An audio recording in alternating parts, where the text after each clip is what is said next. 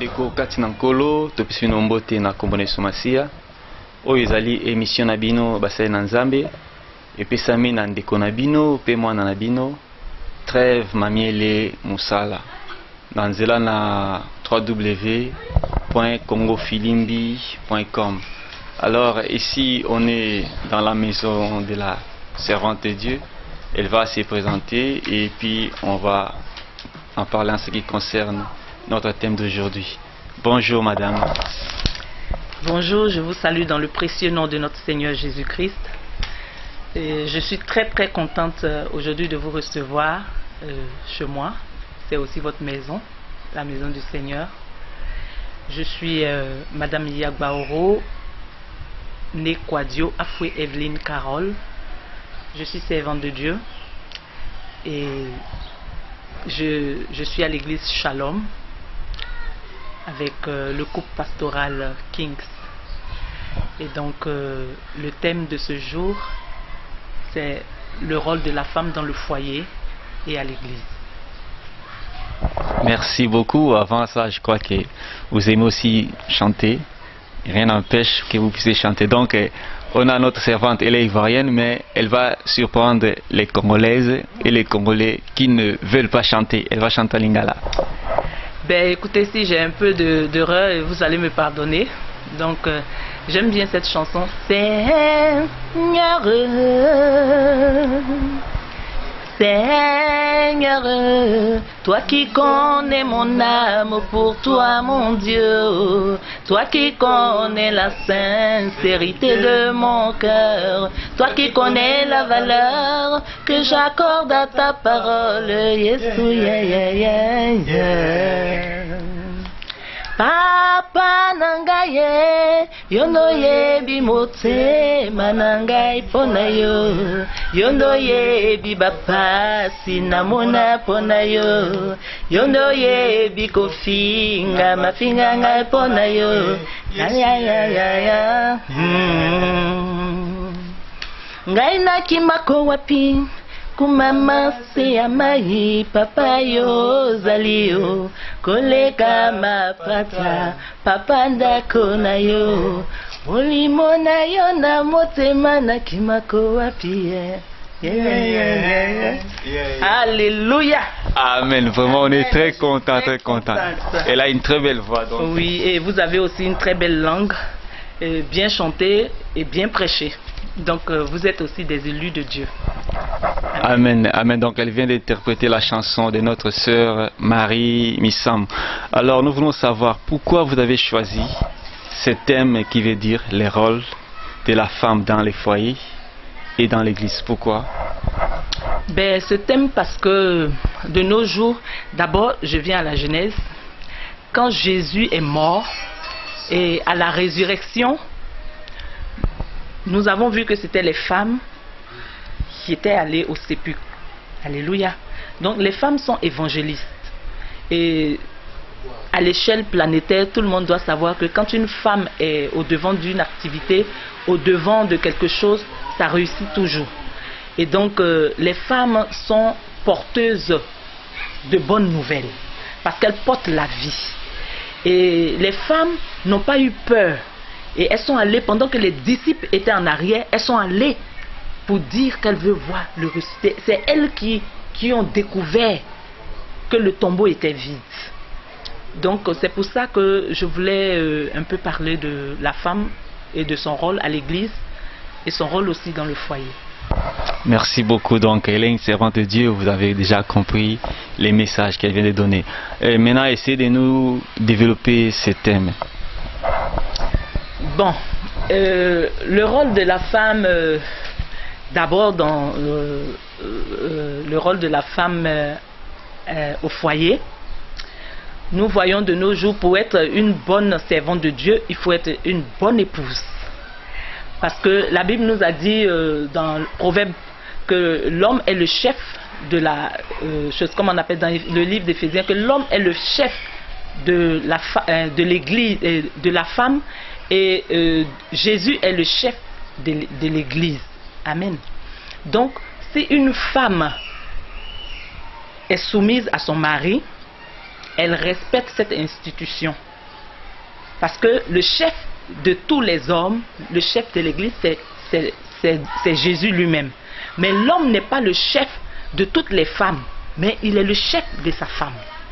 Donc, pour cela, il est très très important que la femme connaisse son rôle dans le foyer et qu'elle puisse aussi connaître aussi quelle part elle a aussi dans le ministère. Donc, je voudrais aussi qu'on revienne un peu dans le livre de Proverbes chapitre 31, au verset 10 à 31. Nous voyons que la femme doit être une femme pieuse. Et pieuse dans ses attitudes, pieuse dans sa façon de parler, dans ses actes. Nous devons comprendre que la douceur fait partie des caractéristiques de la femme. Et cette femme doit être une femme vêtue de toutes ces qualités-là. Et si nous prenons aussi le livre d'Ecclésiaste 7, versets 11 à 14, nous voyons aussi que la femme doit être toujours pieuse, joviale en toutes circonstances. Même quand tu vois les problèmes, les femmes rencontrent beaucoup de problèmes dans le foyer. Mais malgré ça, si vous entrez dans une maison et que vous voyez une femme, vous voyez que ça ne va pas dans le foyer, vous entrez qu'il n'y a pas d'accueil, il n'y a rien, c'est parce que peut-être que la femme n'est pas bien. Mais quand une femme est accueillante, quand une femme sourit dans la maison, ben la maison sourit. Tout va bien. Mais quand la femme n'est pas trop dans son élément, on voit que dans le foyer, il y a quelque chose qui ne va pas. Donc la femme est en quelque sorte le pilier même du foyer. Le pilier du foyer, parce que le foyer, si le foyer n'est pas solide, ben, il n'y a pas de couple. Et tout se repose en général sur la femme. Et si nous allons un peu dans le livre de Colossiens, chapitre 3, verset 15 à 19, la femme aussi doit penser à son mari avant même de penser à elle. Donc cette femme pieuse là, cette femme caractérisée là, c'est cette femme là qui pense d'abord à son mari avant elle. Parce que bon, il y a un adage qui dit dans le monde que derrière un grand homme se trouve une grande femme. Et généralement c'est ce qui se passe. Quand vous voyez qu'un homme réussit, c'est parce que derrière il y a une femme qui l'encourage. Il y a une femme qui n'est pas querelleuse, il y a une femme qui le comprend, il y a une femme qui cache ses faiblesses, il y a une femme qui l'aide à avancer, même dans la prière. Donc c'est ça cette femme pieuse, cette femme avec toutes ses caractéristiques. Donc si cette femme-là a tout cela en elle, qui peut faire réussir un foyer, avancer un foyer, cette femme aussi sera apte à servir l'Éternel. Parce qu'elle aurait compris qu'elle doit être soumise. La soumission, c'est pas dire qu'elle n'a pas son mot à donner, non. La soumission, bien au contraire, ça veut dire qu'elle est une femme libérée et libre. Parce que les gens ont tendance à dire qu'une femme soumise, c'est cette femme qu'on écrase. Non. Une femme soumise, c'est une femme qui connaît sa valeur à elle. C'est une femme qui est libre, c'est une femme qui peut s'affirmer, qui peut donner de bonnes idées, qui peut encourager, qui peut pousser son mari, qui peut cacher ses faiblesses, qui peut apporter un plus à cet homme. La femme peut prendre un homme, comme on peut dire, qui est rien du tout, et faire de lui quelqu'un de très très aimable, quelqu'un de très très élevé. Ça dépend de la façon dont elle va aller avec cet homme. Tu peux avoir ton mari, peut-être qui a une faiblesse, qui n'arrive pas à prendre des décisions quand il faut, ou qui n'arrive pas même à... peut-être qu'il est timide. Il y a des hommes qui sont timides. Mais quand tu as une femme qui peut te... vraiment... qui peut te pousser à beaucoup de choses dans le Seigneur, bien sûr, avec beaucoup de sagesse, ben, on verra que l'homme peut avancer. Et donc, je pense que le rôle de la femme est primordial dans le foyer. Et le rôle de la femme est vraiment un rôle, je dirais pas, c'est plus conséquent que le rôle de l'homme, mais la femme est le pilier, je préfère dire. Après Jésus, dans le couple, c'est la femme qui se doit de tenir. Parce que, qu'est-ce que la Bible nous dit? Dans le livre de Genèse, la femme est l'aide de l'homme. Donc qui a besoin d'aide? C'est l'homme. Alléluia. C'est l'homme qui a besoin d'aide. Donc la femme vient pour aider l'homme. Donc une femme qui vient aider, ça veut dire qu'elle a beaucoup de choses à donner, mais aussi à recevoir. Donc, voilà, c'est en quelques mots ce que je voulais dire en ce qui concerne les qualités, les vertus de la femme dans le foyer. Donc, j'ai envie de demander à mon frère, à ma soeur qui m'entend, quel genre de femme es-tu? Est-ce que tu es une femme douce ou tu es une femme très difficile?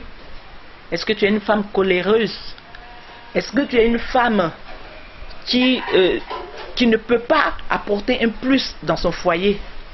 Ben, si tu m'entends, j'aimerais te dire que tu as beaucoup de qualités en toi et que personne ne te séduise. Tu peux apporter un changement dans la vie de ton époux. Tu peux apporter un changement dans ton couple. Tu peux apporter un changement dans ton foyer. Tu peux amener ton mari à aller là où tu espères qu'il aille, dans la prière et dans les conseils que tu lui donnes. Donc tu as quelque chose en toi qui fait rehausser la vie. Tu as quelque chose en toi qui fait pousser, qui donne l'honneur. Parce que la Bible nous dit que tu es l'aide de l'homme. Donc, l'homme a besoin d'aide. Quand il a froid, il a besoin de toi. Quand il a même chaud, il a besoin de toi. Et quand il a des conseils à prendre, je dirais que y a quelqu'un qui me disait que même quand la nuit, quand l'homme dit par exemple, la nuit porte conseil. Mais le conseil, il le prend où? C'est vrai qu'il écoute le Seigneur. Mais le conseil, il va parler avec sa femme. Voilà le problème. Et qu'est-ce que tu en dis? C'est que la femme va dire, va lui apporter un plus.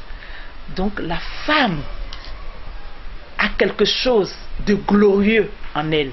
Et la femme est l'aide de l'homme. Donc j'aimerais dire à mes sœurs, aux mamans, de savoir qu'elles ont un plus et qu'elles ne sont pas n'importe qui et que personne ne vous séduise parce que vous apportez la vie et vous apportez aussi le succès. Merci beaucoup, vraiment. Je crois que toutes les femmes sont vraiment bénies. Et je veux savoir un peu, quel conseil que vous pouvez donner aux femmes qui ne sont pas dans tous ces critères que vous venez de les citer? Je ne crois pas que les femmes ne soient pas aussi... il faut être dans la révélation. Il faut être dans la révélation quand tu es une femme, même si tu ne connais pas le Seigneur, tu as tes tâches ménagères. Et toute femme a déjà entendu à l'échelle planétaire que l'homme est le maître de la famille. Même si elles ne sont pas chrétiennes, elles savent ça. Que l'homme est le maître de la famille. La Bible le dit. Je ne sais pas si les autres livres le disent, mais si ça apitoie dessus. Mais nous, en tant que chrétiens, enfants de Dieu, nous savons que l'homme est le chef de la famille. Et donc, ce que je dirais à ces femmes, je voudrais dire quelque chose. C'est que au commencement, au jardin d'Éden, l'homme et la femme avaient la même autorité. Oui, l'homme et la femme avaient la même autorité. Et c'est pour cela que quand Ève a donné à Adam le fruit à manger, il n'a pas pu refuser parce que les deux avaient la même autorité. Mais c'est lorsque le péché est rentré et que le Seigneur et que Dieu a maudit, il a dit que tes pensées se tourneront vers ton mari. C'est là d'où est venue la soumission de la femme. Sinon, il ne pouvait pas avoir de soumission. Parce qu'au départ, les deux avaient la même autorité. Mais maintenant, ils ne peuvent pas, elles ne pouvaient pas, chose comme on appelle, Non, il ne pouvait pas, comment dirais-je. Donc, avant, elle avait, comment dirais-je, donc, ils étaient égaux. Oui. Maintenant, après ça, donc ça veut dire que la femme, Dieu maintenant avait puni la femme, et la femme maintenant, elle est devenue soumise à l'homme. C'est ce que vous voulez dire? Pas que Dieu avait puni la femme, mais il avait dit que tes pensées seront, parce que Adam a dit, c'est la femme que tu as mise à côté de moi qui m'a donné à manger, n'est-ce pas? Donc, il a dit à la femme que tes pensées, il dit au jardin d'Éden, il a dit que là, quand tu lui as donné, il a dit voilà pourquoi Dieu a mis, donc il a mis l'écart, cette soumission là entre l'homme et la femme. Et quand il y a eu la soumission, quand il y a eu la soumission, ses désirs étaient vers son mari, n'est-ce pas? C'est là que la soumission est venue, je vous l'ai dit. Quand il y a eu que la femme, au départ, c'est pas dit que ses désirs n'étaient pas vers son mari, mais les deux étaient pareils, ils étaient nus, ils ne savaient pas qu'ils étaient nus. Ils faisaient tout ensemble parce qu'ils avaient un Dieu, ils savaient qu'on leur avait défendu un fruit, et puis bon, c'est ça, n'est-ce pas? C'est qu'on leur avait défendu, était là, lui, l'homme était là, mais la femme l'a séduit, elle a fait manger le fruit. Quand le serpent les a séduits, elle a fait manger le fruit. Mais quand il a mangé le fruit, quand Dieu lui a demandé, il a dit quoi? C'est la femme que tu m'as donnée. Il a maudit le serpent, mais il a dit aussi à la femme que tes pensées, tes désirs se tourneront vers ton mari. Donc ça fait que, du coup, même si ton mari t'a fait quelque chose, et qu'après, même quel que soit ce que tu vois, tes désirs vont vers lui. Donc, quand tes désirs vont vers lui, tu vas lui demander pardon. Tu vas commencer à te soumettre. Donc, on peut parler de ça. C'est pour ça que je disais qu'au départ, ils avaient la même autorité. Et après, la soumission est venue. Ok, merci beaucoup. Mais je ne sais pas, comme on parle toujours de la femme, mais au niveau de l'Église, quel est le rôle de la femme? Bon.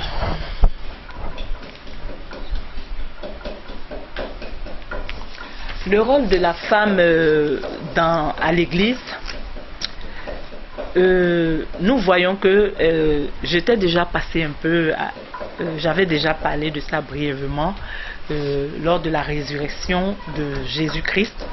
Nous avons vu que les femmes étaient les premiers à aller là-bas. Quand on voit un peu ce passage, on voit que les disciples n'étaient pas là-bas. Mais les femmes avaient ce fardeau-là. Elles sont allées au sépulcre. C'est elles qui ont vu que le sépulcre était vide. C'était Marie et l'autre Marie. Elles ont couru aller dire que Jésus est ressuscité. Ce sont des servantes de Dieu, ce sont des évangélistes. Quand on prend le cas de la Samaritaine, quand Jésus lui a dévoilé que, écoute, tu avais celui avec qui tu es n'est pas ton mari. Tu as eu combien de maris? Va appeler ton mari. Ben attends. Elle a dit, mais j'ai rencontré quelqu'un qui m'a dit tout sur ma vie. Elle a reconnu la seigneurie de Jésus. Mais elle est allée. La Bible nous dit que cette femme qui avait honte, parce qu'elle a connu 5 maris. Cette femme qui s'est remariée, qu'on traitait comme une prostituée. Cette femme qui se cachait, qui ne pouvait pas se montrer devant les gens. Cette femme a couru. Maintenant, après la rencontre avec Jésus-Christ, c'est celle-là même qui courait pour aller vers les hommes. Avant, elle les fuyait. Mais elle partait maintenant annoncer la parole. L'évangélisation, toujours. L'évangélisation, toujours. Donc, nous voyons que la femme a un grand rôle dans l'église. À l'église, quand une femme est au devant de toutes choses, si elle commence à raconter ce que Dieu fait dans sa vie, la passion avec laquelle elle explique peut apporter des âmes. Peut apporter des âmes. Je peux dire que nous les femmes, nous sommes des évangélistes. Parce qu'on ne s'était pas. On dit toujours ce que Dieu a fait pour nous. Même à la maison, quand le mari il fait quelque chose, c'est bon, c'est pas bon, on dit. On parle toujours. Donc, comme nous avons la facilité de parler, ben, nous pouvons avoir la facilité aussi d'évangéliser. Donc le rôle de la femme dans l'église est très primordial. Dans une église, s'il y a des femmes, la façon dont on organise le foyer, on organise notre maison, on peut organiser aussi des moments d'évangélisation entre nous. On peut organiser cela et puis essayer d'apporter un plus pour l'avancement de l'œuvre de Dieu. Ok, merci. Nous voulons savoir, est-ce que dans une église, la femme aussi peut prêcher? Bien sûr. Il y en a jusqu'au jour d'aujourd'hui qui disent que la femme doit rester en arrière. Mais je prends toujours le même exemple. Je prends toujours le même exemple. Là où les gardes eux-mêmes tremblaient de peur, où ils sont tombés parce qu'ils ont pensé que c'était un fantôme qui était là. Mais les femmes étaient là, elles n'ont pas eu peur. Elles ont découvert que c'était Jésus qui était là. Amen. Donc la femme peut prêcher. La femme peut parler de Jésus. Il y en a jusqu'au jour d'aujourd'hui qui disent que la femme ne peut pas. Si quelqu'un me dit que pourquoi les femmes ne sont pas apôtres, je dirais que ça ne me concerne pas. Ça ne me concerne pas. Mais je dirais ce que Jésus a fait pour moi. Les femmes sont appelées à parler de la part du Seigneur. Oui, je crois. Merci beaucoup. Maintenant, comment une femme peut aussi gérer bien sa maison ainsi que l'église? Parce que notre thème d'aujourd'hui, c'est les rôles de la femme dans les foyers et à l'église. Ça, c'est une très belle question. C'est une très belle question. Et je pense que j'avais aussi brossé ça dans l'introduction. La femme qui arrive à reconnaître que le mari est le chef. Parce que le mari est le chef de la famille. Parce que l'homme est le chef de sa femme. Mais il n'est pas le chef de toutes les femmes. Mais Jésus est le chef de tous les hommes. Et le chef de l'église. Donc, si la femme reconnaît que l'homme est le chef, est son chef, est celui-là qui est le chef de la famille, elle peut être une bonne servante. Parce que elle respecte la hiérarchie. Il faut respecter l'homme. Il faut savoir que l'homme est le chef de ton couple et que tu peux faire des choses, tu ne peux pas faire les choses de toi-même et tu peux faire avec ton mari et respecter ton mari. Là, on a parlé de la femme pieuse. La femme pieuse qui fait les choses. Quand on parle de la femme vertueuse, de tout ce qu'elle a fait, elle fait à la maison. On dit que ses fils même la louent. Son mari est content d'elle. Donc si tu es une femme qui sait bien gérer ton foyer, tu pourras aussi gérer les choses de Dieu. Donc la femme peut avoir un bon rôle et dans le foyer et à l'église. Merci, je voulais savoir exactement comment la femme peut gérer l'église, peut jouer son rôle au niveau de l'église. Comment? En tant que servant de Dieu ou en tant que femme? Ça dépend de son appel. Moi je suis une servante de Dieu et gérer un foyer, si je n'arrive pas à gérer bien mon foyer, c'est difficile de gérer une église. Parce que l'église commence par le foyer. L'église commence par le foyer. Comment est-ce que je gère mon foyer? Est-ce que j'arrive à m'occuper de ma famille, de mon mari, de mes enfants? Si oui, j'arriverai aussi à gérer le peuple de Dieu. Parce que gérer un couple, gérer un foyer, c'est gérer des humeurs, c'est gérer des problèmes, c'est gérer des difficultés, c'est gérer vraiment au quotidien beaucoup de choses, des émotions et autres. Ça, c'est dans le foyer. Mais à l'église aussi, c'est pareil. Pouvoir gérer le peuple de Dieu. Quand tu veux servir Dieu, tu commences d'abord par servir les hommes.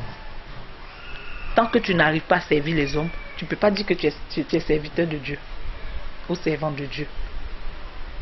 Donc, comment arriver à gérer? Gérer bien son foyer, savoir sa place dans le foyer, sa position dans le foyer, qu'est-ce que j'apporte dans le foyer? Parce que si je n'arrive pas à pouvoir à mes devoirs, je n'ai pas d'autorité pour gérer une église. Mais si j'ai des devoirs à la maison, si vous venez dans ma maison est sale, mes enfants n'ont pas mangé, mon mari n'a pas mangé, ça veut dire qu'il y a quelque chose qui ne va pas, n'est-ce pas? Mais si j'arrive à pouvoir gérer tout ça, il y a au quotidien aussi, à l'église, il y a beaucoup de choses à pouvoir aussi gérer. Le peuple de Dieu, être berger, c'est pas facile. Le troupeau de Dieu, il y a des problèmes. Tu peux être couché, on t'appelle, viens prier. Et si tu n'as pas d'habitude le temps de pouvoir prier pour ta famille ou bien gérer, tu ne pourras pas avoir le temps. Tu seras toujours en train de bouder, mais c'est aussi une question d'appel. Merci beaucoup. Je ne sais pas si j'ai répondu à ta question. Très bien, merci. Comme on parle toujours du rôle de la femme, je voulais savoir aussi comment une femme peut gérer ses enfants. gérer ses enfants. Ben, gérer ses enfants, bon, moi je dirais, en tant que chrétienne, gérer selon la parole de Dieu, instruire ses enfants selon la crainte de Dieu, parce que si tu n'enseignes pas tes enfants et que tu n'arrives pas, parce que la Bible nous dit toujours dans le livre d'Éphésiens de ne pas irriter nos enfants. De ne pas irriter nos enfants. Nous devons avoir dans la bouche, en tant que servants de Dieu, en tant que maman, des paroles de vie. Mais malheureusement, ce qu'on entend le plus souvent, ce n'est pas des paroles de vie. Quand tu dis à ton enfant, toi, tu vas rester comme ça, tu ne vas pas réussir. Alléluia. Quand tu dis ça à ton enfant, mais qu'est-ce que tu veux? Parce que la parole est vie. La Bible nous dit qu'au commencement était la parole. Donc si tu commences à dire à ton enfant, tu vas rester comme ça, tu ne vas pas réussir. Mais ton enfant ne va pas réussir. Donc il y a certaines choses. Essayez de donner les vraies valeurs à nos enfants. Comment se tenir, comment parler aux gens. Il faut qu'on ait du temps pour nos enfants. On ait du temps pour les éduquer selon la parole de Dieu. Et la parole de Dieu nous dit d'éduquer nos enfants, de ne même pas les épargner même la correction. Parce que si ton enfant, moi, bon, ma fille elle est grande, je ne dis pas que je tape, mais quand je dois taper, je tape. Si ça doit régler quelque chose, je le fais. Je le fais parce que je pense que ce qu'on voit de ma fille, ça me représente moi-même. Donc si quelqu'un essaie de dire que ma fille est mal éduquée ou mal élevée, c'est que c'est moi qui ne suis pas à la hauteur. Donc je fais tout pour que au dehors ma fille puisse me représenter et qu'on dise oui, elle a une bonne éducation. Et toutes les mamans aiment ça. Toutes les mamans aiment qu'on leur dise ta fille est bien éduquée, ta fille est belle. Surtout oui, et il faut apprendre aussi à sa fille d'être très belle, à tes garçons de se tenir propre et d'être beau. Tout ça, c'est l'image de la famille. Merci. Et on constate aussi que dans des familles, on peut trouver tes propres enfants et les enfants de tes soeurs ou frères. Comment tu peux gérer tous ces enfants? Si j'ai des neveux et nièces dans ma maison, ben, je dirais toujours dans ma position de servant de Dieu, je ne ferai pas de distinction. Je ne fais jamais de distinction. Si je commence à faire une distinction entre mes enfants et mes neveux et mes nièces, même les enfants d'autrui, ben, c'est que j'ai échoué. Je pensais que j'ai échoué parce que c'est pas là ma mission. Ma mission, c'est d'apporter un plus à la vie de ces enfants. Parce que nous avons des enfants, mais nous ne sommes pas les seuls à les éduquer. C'est pour ça que moi, je me dis, même mes enfants spirituels qui sont avec moi, je leur dis à chaque fois, j'ajoute toujours quelque chose. Et c'est que quand tu es à côté de moi, tu apprends toujours quelque chose. Parce que si tu n'apprends rien de moi, c'est qu'il y a un problème. Tu dois toujours apprendre quelque chose de moi. Et j'ai quelque chose toujours à te dire. Pour que ta vie soit un peu réglée.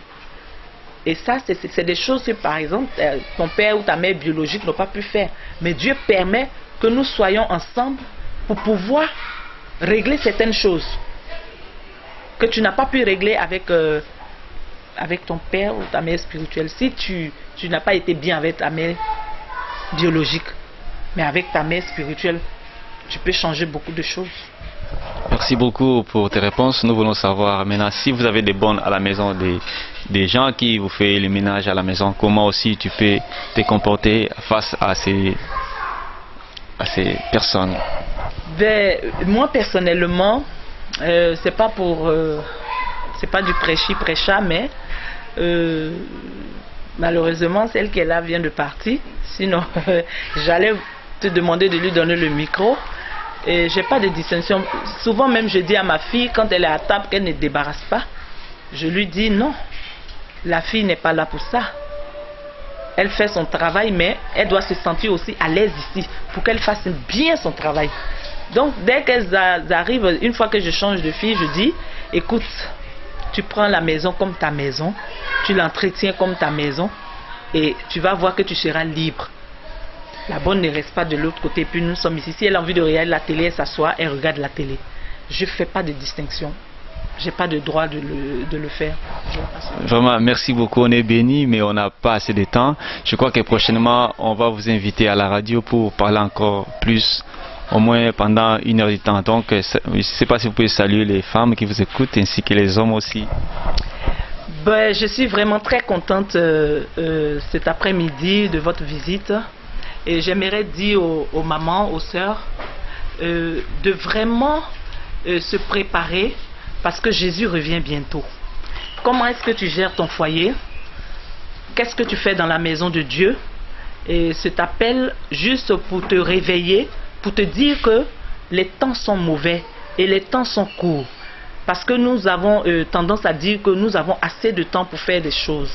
Mais c'est pas, généralement, ce n'est pas vrai. Il y a des choses que nous devons faire. Et bien, nos enfants nous regardent dans le foyer. Lorsque nous discutons avec notre mari, lorsque nous faisons certaines choses, il arrive des moments même où on amène nos enfants à mentir. Tu peux être là et tu dis à ta fille, dis je ne suis pas là. Et puis l'enfant dit je ne suis pas là. Elle copie les mauvaises manières que tu commences à lui faire sciemment ou inconsciemment. Donc c'est un appel aux mamans d'éduquer vraiment nos enfants selon la parole de Dieu. Et nous devons être formés afin de connaître les pièges du diable. Parce qu'aujourd'hui, nous donnons une éducation à nos enfants à la maison, mais à l'école, on leur dit autre chose. Nous voyons beaucoup de choses qui se passent ici à ce siècle, des choses abominables. Mais si nous n'avons pas à éduquer nos enfants selon la parole de Dieu, vraiment, nous pouvons les perdre. Et j'aimerais aussi dire aux mamans qui ont l'appel de Dieu ou qui sont déjà servantes de Dieu, de continuer vraiment et à pouvoir aussi toucher encore d'autres mamans et que nous soyons vraiment nombreuses à apporter la parole partout dans le monde. Que nous soyons prêtes, armées, avec tout ce que nous avons, avec nos sourires, avec nos comportements, avec notre façon de recevoir, avec notre façon de parler. Nous pouvons toucher le monde entier. Nous pouvons apporter quelque chose, changer le monde. Nous le pouvons. Que le Seigneur vous bénisse. Amen. Merci beaucoup. Donc, on est presque à la fin de notre émission. Nous saluons notre caméraman Koulamambo, les matériaux durables. Je salue en même temps Olivier Bobo, Batatabo.